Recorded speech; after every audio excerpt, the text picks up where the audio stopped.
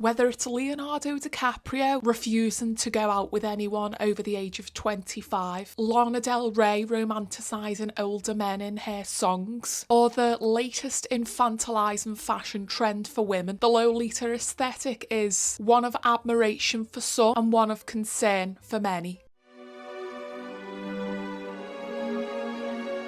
Hi everyone, welcome back to another video. I'm Ray, What Ray Reads. Follow me on Instagram and why not follow me on TikTok as well, because you want to, you do. So today's topic is one that's fascinated me for a while and one that's been going around in my head for many years, and I have a very complex relationship with a certain book and the way it's aestheticised in pop culture and art, and that is Vladimir Nabokov's 1955 book Lolita. Now, I read this book when I was about 19 or 20 because I'd heard bits about it. Not only does this book start intense heated discussions and different opinions, I think it's a great book to analyse when looking at power and how it's used in relationships and just the complexity of power dynamics. This year, a lot of great books are being released and getting adapted, specifically Jeanette McCurdy's latest book, Half His Age, and the book by Julia May Jonas, Vladimir, which is about to be released as an adaptation on Netflix. So today I thought I'd look at the complexities and the culture's attitudes towards not only these topics but these books,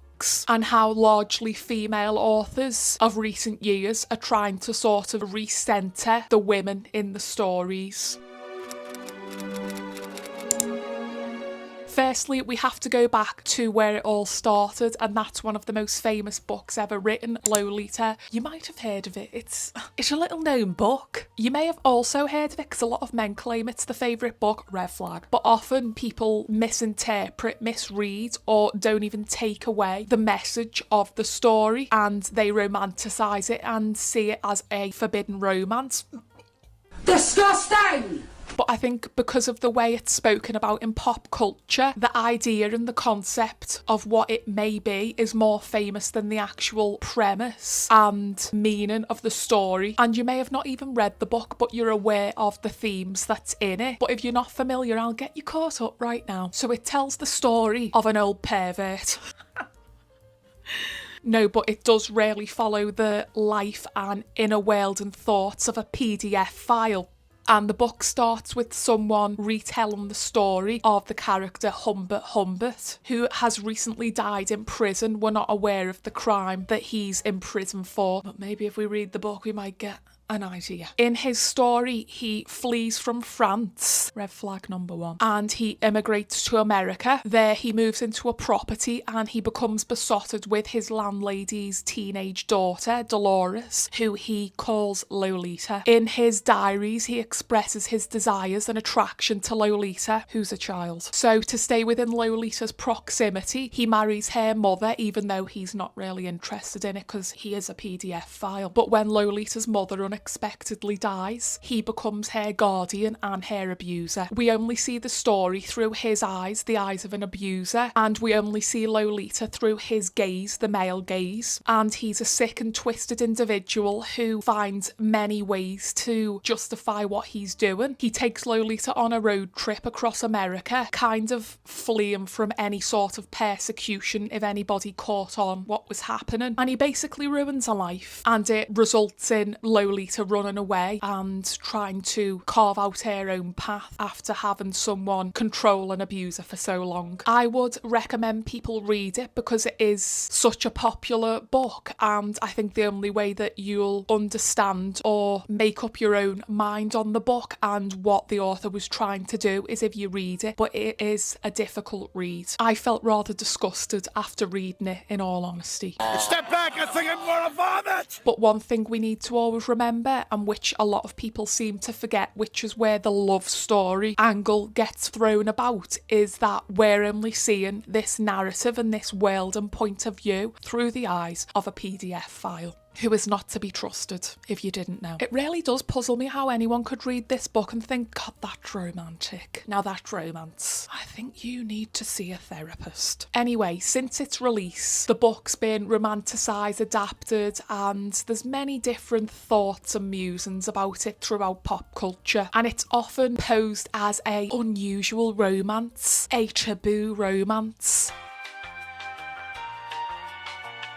It's like, girls, where's the comprehension skills? When I was in primary school, we did a little thing called comprehension, and it seems to be missing. Singers like Lana Del Rey, Katy Perry, and even Sabrina Carpenter have relished in this image and aesthetic of a Lolita imagery that was popularised by Lolita, and they often walk the fine line between just out of reach or a sexy baby, as Taylor Swift said. But what's missing in a lot of these fantasies that are driven by the male gaze is the power that's at the centre of these stories, and specifically at the centre of Lolita, and the lack of agency for Lolita is often just forgotten about. The female gaze, the female voice, and the voice of a victim is largely missing in not only Lolita, but in pop culture's romanticisation of that story. So I want to look at Lolita and the media and pop culture obsession with it, and how some books, which I'll mention in this video, are kind of pushing back and challenging that long-held narrative. But firstly, we need to look into who misreads the book and how they misread it, because it's a divisive book for many reasons. Some read it and feel disgusted, me, whereas some come away from reading it and think, oh, that was romantic. I do believe that Nabokov said when he wrote the book he wanted to throw it in a fire because he was kind of disgusted by the world he was inhabiting and the character. So you'd be the judge of what the premise and the message of the story is. Discussing the popular misinterpretation of the book, author Rebecca Solnit wrote an essay called Men Explain Lolita to Me in 2015. This is kind of a follow-on from her largely popular book Men Explain Things to Me, about how men mansplain things to women even though they're often more intelligent in a certain subject than them. It's just ingrained in them to think they know better. In the essay she discussed how a lot of men condescendingly tried to tell her that when she pushed back about certain things in the book, they told her that it was because she didn't understand the book and the meaning behind it. Specifically when she raised how Dolores has no agency and women are often used as a plot device where bad things happen to them. She was accused of misunderstanding the book. She writes, "When I wrote the essay that provoked such splenetic responses, I was trying to articulate that there is a canonical body of literature in which women's stories are taken away from them, in which all we get are men's stories, and that these are sometimes not only books that don't describe the world from a woman's point of view, but inculcate denigration and degradation of women as cool things to do." This to me really highlights how the literature world and the pop culture world has largely either misinterpreted it, misread it, or they're doing it purposely to create intrigue and completely gloss over many of the points that Nabokov was trying to make. And instead of identifying with the child and the victim at the heart of the story, they more so lean towards identifying with the perpetrator. And when you push back against that, it's women that are misreading the book, not men. And I know not all men, before you're in the comments, delete it. Not all men, calm down. When I imagine two men who love Lolita talking, it reminds me of that meme where it says two dumb telling each other exactly. But it's easy with a simple Google search to get to the bottom of what Nabokov's intentions were with the book and how it's very obviously not a love story. I listened to a podcast a few years back by Jamie Loftus called the Lolita Podcast, and she's got a long personal history with the book. She loves the book and she collects many editions of it. In it, she explores all of this misinterpretation, the inspiration behind it, Nabokov's own histories and inspiration in his own life for writing a story about a PDF file, and I highly recommend listening to it if you want more context in that sense. But one thing that Loftus does in the podcast is explores how this misinterpretation of the story is what she refers to as the Lolita industrial complex. If you look at the adaptations of the book, there's two main ones: the 1960 1962 Stanley Kubrick adaptation and the 1997 Adrian Lyne adaptation. Both are very male gaze centered adaptations of the story, and because of these media adaptations of it, that's the imagery that's gained popularity. And in these films, it's no surprise that Lolita is kind of aged up and made to seem older than her years. She's almost played as if she's aware of what's happening and she's a player in this set of circumstances that have been forced upon her. She doesn't have agency, and also she is a child, and Humbert is a adult, but she's viewed in these adaptations as a tease, a temptress, when in reality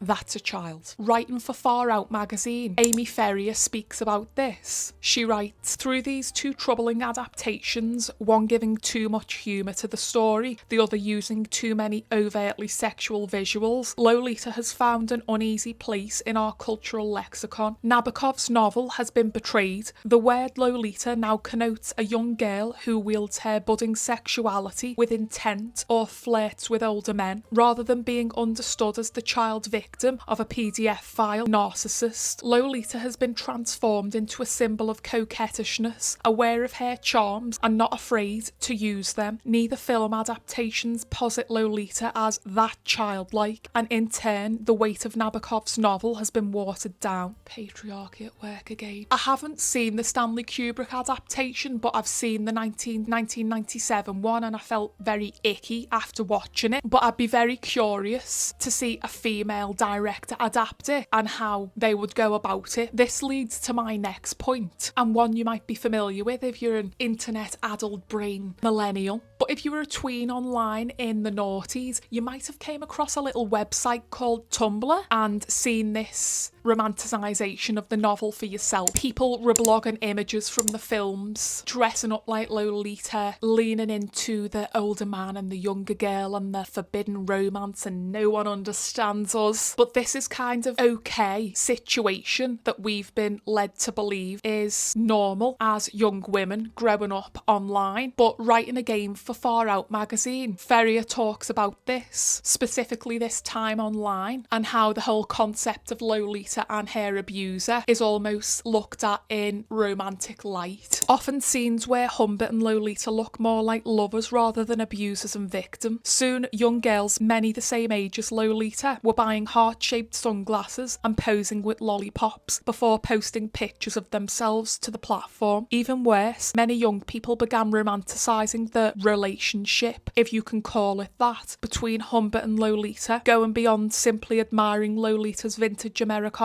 outfits and accessories. This commodification of the story and image of Lolita almost tries to act as if romanticising the story with Lolita in it is giving her agency, but she's a child. It's simply feeding into this male gaze ideal and a society that is very happy for young girls to fall into these traps, and they're happy for Lolita to simply be a plot point in the man's story. I mean, should it not come as a shock to you that known disgraced cretin Jeffrey Epstein loved this book and would constantly talk about it? I'm just going to leave that there.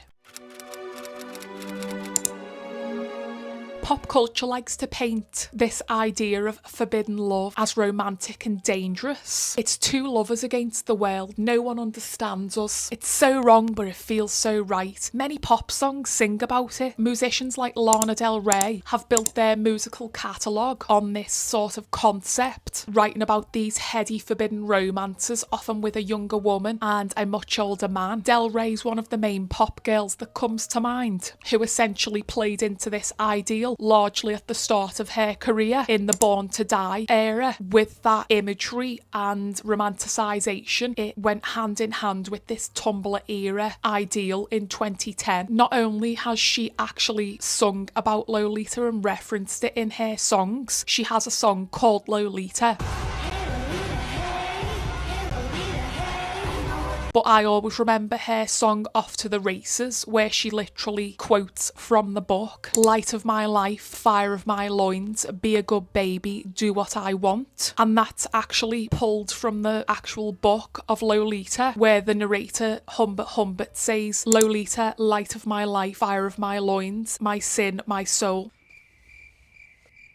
Many other pop girlies played into this imagery, not just Lana Del Rey. I also recall Katy Perry at this time, specifically in her first album, played largely into the coquette vintage Americana style, heart-shaped sunglasses and lollipops. She even referenced Lolita in one of her songs off her first album, One of the Boys, singing, "So over the summer something changed. I started reading 17 and shaving my legs. I studied Lolita religiously and I walked right into school and caught you staring at me. Sorry girl, but what are you studying Lolita for? What are you, like 16? Go out and touch some grass." Also, the connotation that she's studying Lolita while being in school implies that she's trying to catch the eyes of someone older. Anyway, you can see the pop culture admiration for this imagery and how they go about implementing it into music and film, and how that creates a sense of admiration in a way. It's kind of seen as cool to like Lolita and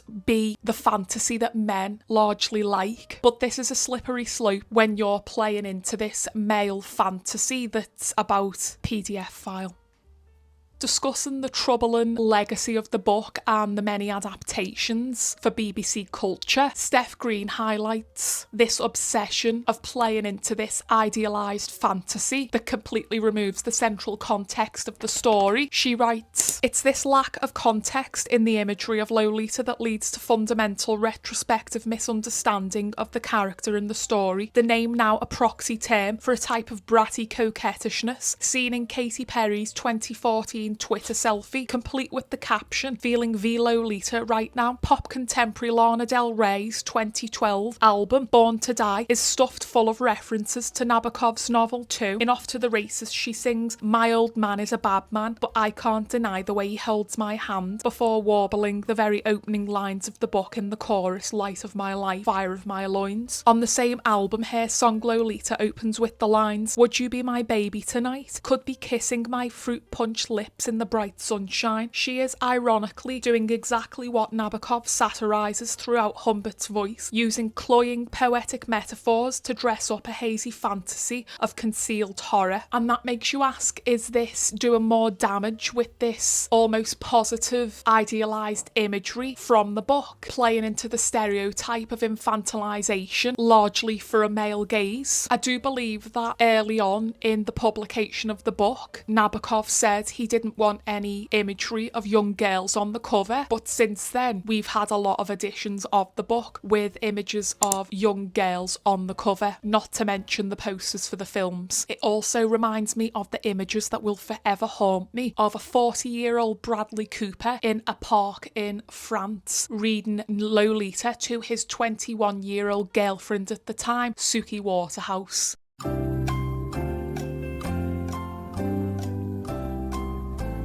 I remember that doing the rounds on Tumblr. You'd think by 2026 that people would be much more aware of the context of the story and the fact that this has been told by many to be a false interpretation of the story. But no, apparently this has found its way onto TikTok. Writing for Dazed magazine, Serena Smith writes about this online phenomenon that's finding young Gen Zers on social media. She writes, "Now, today's young women are discovering the story, largely thanks to TikTok. The coquette aesthetic is everywhere on the app at the moment. The hashtag has racked up over 3 billion views, with countless videos of young women draping themselves in pearl necklaces and decorating their rooms with framed photos of Lana Del Rey. More often than not, a copy of Lolita will be lingering in the background of a shot. Failing that, signifiers of Lolita like heart-shaped glasses, cherries, or a bottle of Coke. I was there in 2012 when Lana Del Rey brought out Born to Die, and I bought the album and I ate it up." I left no crumbs. I was also there when Katy Perry did the same thing, and I didn't bat an eye. Some may even say that Sabrina Carpenter's doing just that right now, not as explicitly as Katy Perry and Lana Del Rey 10 years prior to her, but with the latest imagery of her pin-up, coquettish, sexy baby image. I'm sorry, that's what it is. It's a sexy baby.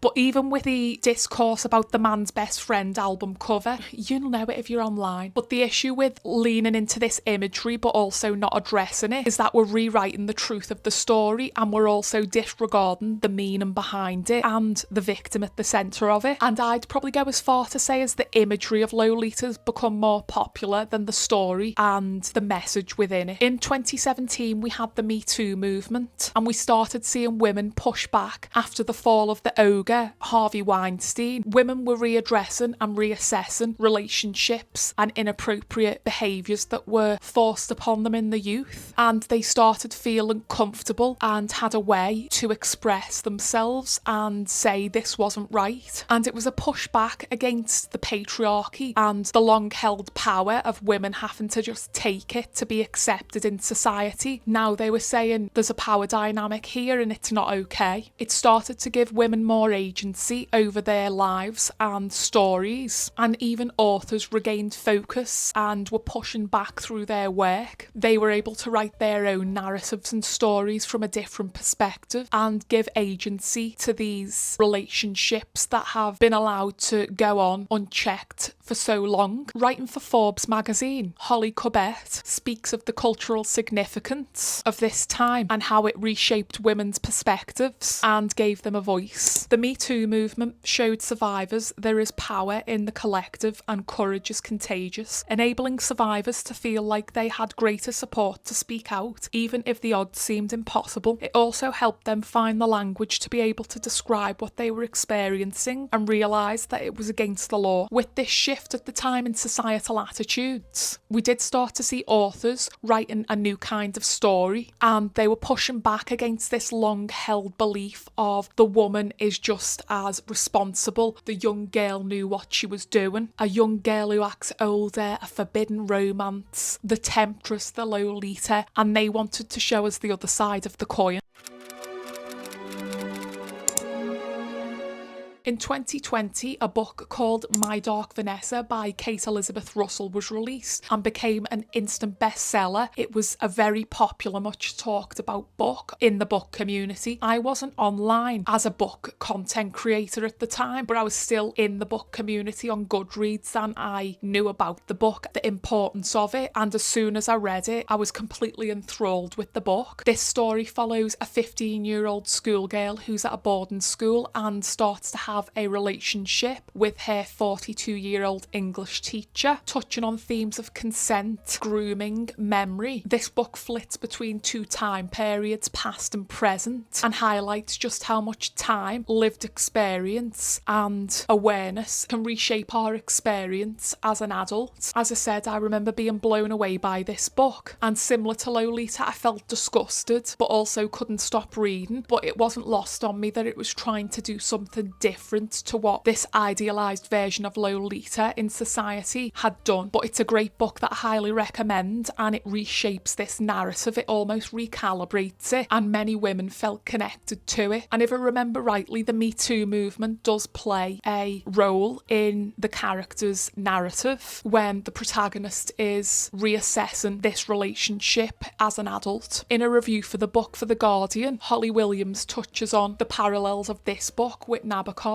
She writes, "The title is a quote from Nabokov's novel Pale Fire, but the book is in dialogue with Lolita, though here it is Lolita figure herself who insists it's a love story. Like many young girls at the time who've been in these inappropriate relationships at a young age, you feel like you're an equal part in it. It can feel all-encompassing at that time in your life, but you're not aware of the greater issues at play in society." And the book also highlights the trouble with the lens we choose to view these dynamics through. And it's quite literally the Lolita effect, and how the media loves to sexualise young girls even before they're able to express themselves in that way or aware of what's happening. You only have to look at child stars and Disney stars like Emma Watson, Miley Cyrus and Lindsay Lohan to see how the media treated them and almost made them into mini adults and couldn't wait till they were adults to start sexualising them. Another book that equally pushed back against this Lolita effect was Alison Wood's memoir from 2021, Being Lolita. Similar to My Dark Vanessa, this touches on themes of a student who has a relationship with her English teacher when she's 17 and he's 30, I believe, but it's a true story from the author's perspective. And in her experience, her teacher actually used the book Lolita to justify and try explain how what they were doing was okay. And there are many parallels between the two books. I would even say reading them back to back is a great way to experience this pushback in the Lolita effect. But the main similarity for me is the way language and almost being academic and gifted in that way is used as a justification to misread and mischaracterise the premise and the central context of a story, and they called themselves English teachers. In an interview discussing the book for the Paris Review, Alison Wood talks about how age reshaped her understanding of what happened to her. She said, Lolita is shorthand in our culture for the teenage sex pot, a seductress, but in actuality she is a victim of kidnapping and rape. I wanted to embrace that duality fully in my own narrative. At 17, I thought my story with the English teacher was one of passion, love and the highest romance. Now as an adult who teaches creative writing to students close to that age, it is so clear that the relationship, if you can even use that word, was predatory, manipulative and incredibly abusive. I thought telling the story strictly from my current perspective as a 36-year-old woman would be boring and less true. My understanding now is different than my understanding as a teenager. I wanted to be as close as I could get to my 17 and 18-year-old self and share the way I engaged with the world myself and the teacher without shame or defence. In both Being Lolita and My Dark Vanessa, the two teenage protagonists feel like they're an equal participant and they'd been led to believe by their abusers that this was the case. They didn't want to do it really, but the hand was forced by the student. But that's just a justification for their actions, and in actuality they were being gaslit and manipulated. And it reminds me a lot of the online discourse we see in pop culture and media of age gaps with celebrities, and how as the next generation comes along they're more so against it and they have more awareness of these power dynamics at play, having grown up in post-Me Too society. And whether it's Billie Eilish dating someone 10 years older than her who knew her when she was a teenager,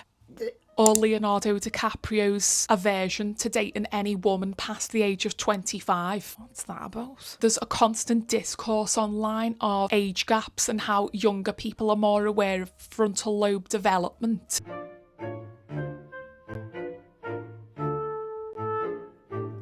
Maybe you just wanted to see me. I have seen you. You look like shit. It's not the age gap that's the issue. The issue is stealing someone's youth away from them. That's the issue.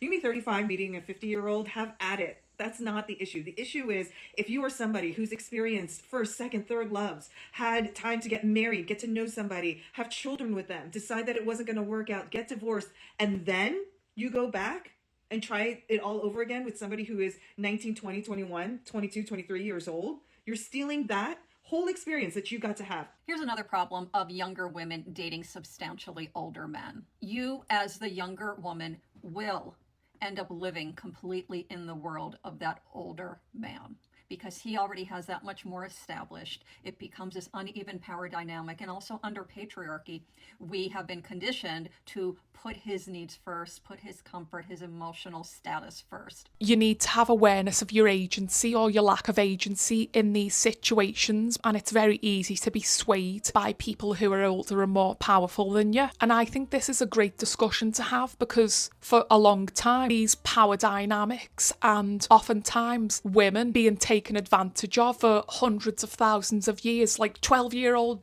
child brides getting married off to decrepit old men, old kings marrying children who aren't even adult yet. So yes, I do think that we should scrutinise age gaps, especially when there's power at the centre of them. But that's all to say that this has led me to my next book I want to discuss that touches on this topic. It's kind of still in line with my Dark Vanessa being Lolita and Nabokov's Lolita, and that is Jeanette McCurdy's new book, Half His Age. As you can tell from the title, she's half his age because he's also a teacher. She ends up in a intimate relationship with her English teacher. Are we seeing a theme here? In the book, the perspectives are kind of switched and we follow the young woman at the centre of the story who feels and justifies that she has agency and knows what she's doing. Like many 17-year-olds who think they know more than they do. She's said to initiate a lot of their interactions and believes she has agency, but one of the main reasons for writing this story and the main focus for McCurdy was the different balances of power and power at play in these relationship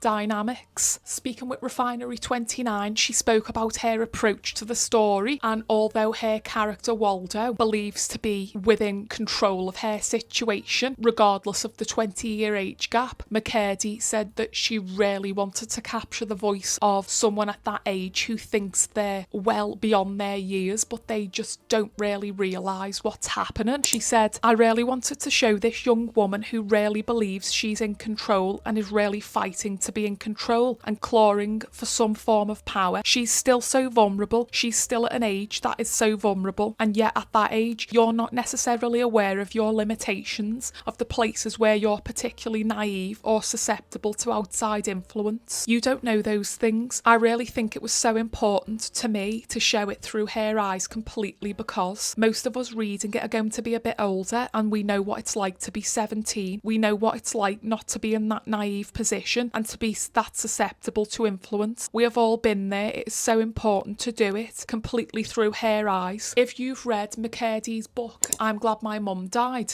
she talks about growing up as a child star in Hollywood on a popular Nickelodeon show, and she speaks about the creator, as she calls him, who was very inappropriate. Since she's written the book, has had many misconduct allegations against him. He was even the subject of a Discovery Plus documentary, Quiet on Set, which I highly recommend you watch, but it's a hard watch. And I think all of this is very pertinent in today's society with the whole Epstein files and how so many men in positions of power have been and are still able to get away with this type of behaviour, using their power that they always seem to have as a way to treat women terribly. Just look at who's the current president of the United States. It's at times like this where I'm like, we're in a post-Me Too society, but what really did change? There's still an unbalance in society. Another book that tackles this power dynamic and switches the perspective in a post-Me Too world is Julia May Jonas's 2020 book Vladimir. This book's set in a small liberal arts college in America and follows the fallout of a husband and wife, both teachers at the university, when he gets a slew of allegations from past students about inappropriate behaviour with them. This is made even more complicated when the wife, unsure of where she stands in this dynamic, starts to develop feelings for someone much younger than her, and the book switches between the two narratives and places the woman, the wife in this case, at the centre of a story where she's the one with power and she could be the one with misconduct allegations against her. And when women are in these positions of power and it's them that committing these behaviours, it's much easier for society to push back and shame them than it is to push back against this long-standing history of men being in that position. And Jonas said that she wrote the book to tackle these issues of power and people's perceptions of gender. And she also mentions how she did take inspiration from Lolita. She literally called the book Vladimir. I don't think that's too on the nose. Speaking with another magazine, she said, "There were many Nabokov novels that I drew from. The one I thought of most directly was Laughter in the Dark, but I also thought of Pale Fire. I thought thought of Lolita and I thought of Panine, I was playfully interacting with all of his work, and then I got to a point where I realised I was, to an extent, writing what you might call a gothic novel, or what I think of as a disaster novel, where a character runs themselves into the ground. This is a great book, and fitting with the themes of what I've spoken about in this video, it really challenges these ideals of gender power and what to play in these dynamics. As I mentioned at the beginning of the video as well, it's about to be released as an adaptation on Netflix, which I will be sad for. And I think we have started definitely to see more in the literature world, stories that push back against these dynamics and accepted imbalances, and how society often doesn't like it when a woman's in power at all. Suddenly she becomes unlikable and it's much easier to shame her. And a film that kind of explores this power imbalance and the dynamic of a woman utilising her power in a very murky way and a taboo way was Baby Girl with Nicole Kidman and Harris Dickinson, and that follows a much older successful woman of a company who starts having a sexual relationship with an intern who's half her age. Once again, this highlights the cultural attitudes to age gaps, how they're almost dangerous, especially when power's at the centre of them. In an article about the age gap discourse for Dazed magazine, Sabrina Smith writes, romance narratives have arguably become more moral in the post-Me Too era, more concerned with unearthing the latent power imbalances in relationships and how these can pave the way to abuse. It goes without saying that discussions about consent and power are vital, and it's also true that people, normally women, can often end up manipulated by partners, normally men, with more money, status, or yes, life experience. So I think it's very important to have this discussion, push back against these long-held beliefs and standards that are deemed okay when they're actually not. And I think as women we need to share our own stories and perspectives, because a lot of the time people only see us as secondary characters, or that we are misreading books because we don't agree with them. And even though we're seeing some traction in the way these stories are written about and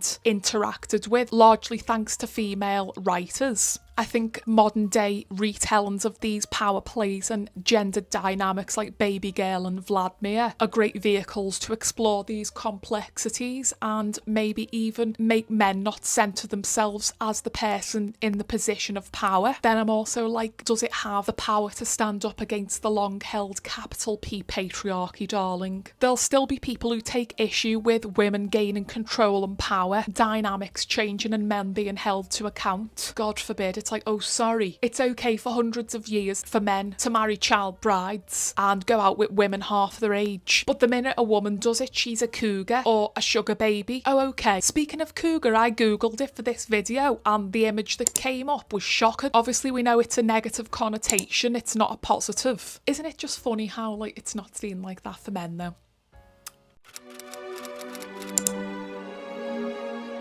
I don't think it's a stretch to think that a lot of women and authors mentioned in this video have in many ways gone down their own journey and questioned their relationship with the book Lolita, whether using it as a way to work through their own personal histories and relationships, or as a jumping off point to rebalance and reassess this popular attitude and narrative that's been created from the story. Many of the book's central conflict is how society chooses to engage with these taboo stories, and how unfortunately there are men who have used it as a manipulation device and have misread the point of the story. And it's just very interesting how a lot of women have a changed attitude, or their relationship with the book changes as they age. But I just thought this was an interesting discussion to have, because obviously I'm interested in this idea that pop culture's created of Lolita, but also there's books and writers in here that I'm such a fan of, and I think what they're doing is important, not only for literature and stories, but to help people understand these complex relationships. And if you want to read Lolita, I highly recommend you do, but be cautious and maybe check out some of these other books that will add more layers to that dynamic. But I thought I'd end on giving you some further reading or media to check out if you want to stay in this bubble of Lolita. The first is the podcast, the Lolita podcast by Jamie Loftus. This is very insightful and interesting. It'll just give you a general overview of all things Lolita. You could also check out the books The Real Lolita by Sarah Weinman and Reading Lolita in Tehran by Azar Nafisi. Not only do these books reflect on the book Lolita and its pop culture image, but how that message feeds into societal attitudes against women and girls. And then some fiction books that deal with these